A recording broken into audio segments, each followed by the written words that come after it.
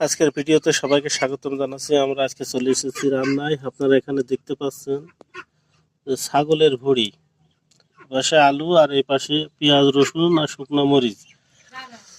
আমাদের কড়াই গরম হয়ে গেছে, কড়াই তেল দিয়ে নিচ্ছি। আপনারা দেখতে পাচ্ছেন যে আমরা তেল দিয়ে নিলাম। আমাদের তেলটা গরম করা হয়ে গেছে বা গরম হয়ে গেছে। এখন আমরা কেটে রাখা পেঁয়াজ মরিচ আর রসুনটা দিয়ে দেবো, দিয়ে ভাজতে থাকবে। প্রচুর মতো জিরা দিয়ে নিচ্ছে, হলুদ, লবণ। জিরাটা একটু ভেজে নিলাম, সব কিছু একেবারে নাড়াচাড়া করে দিচ্ছি। এটা কিছু সময় জ্বালানোর পরে বা ভাজার পরে কিন্তু আমরা ভুঁড়িটা রাখা আছে সেটা এর মধ্যে দিয়ে দেবো। আমরা বেশ কিছু সময় জাল দিয়েছি, জাল দিয়ে এখন আমরা ছাগলের ভুঁড়িটা ওয়াশ করে রাখা সেটা দিয়ে দিলাম।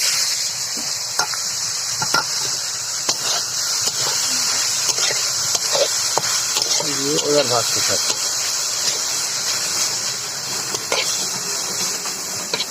এটা বেশ সময় ভাজার পর তারপরে কিন্তু আমরা আলুটা দিয়ে দেবো।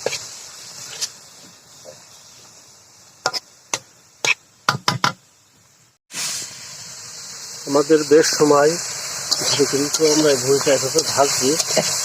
এখন আমরা আমাদের কেটে রাখা যে আলুগুলো ছিল সেগুলো দিয়ে দিই।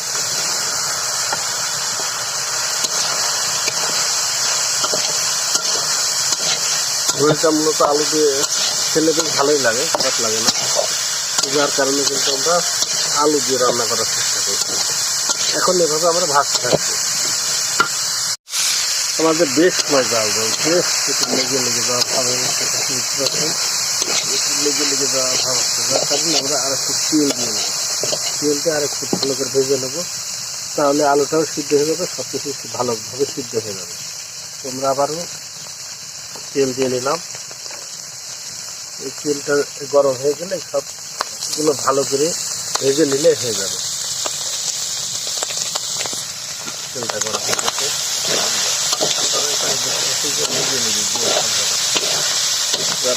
আবার তেল দিয়ে ভালো করে ভেজে নেব।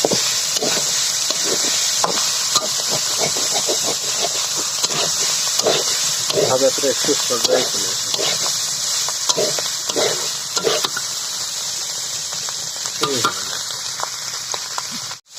আমাদের রান্না শেষ হয়ে গেছে। সকলকে ধন্যবাদ।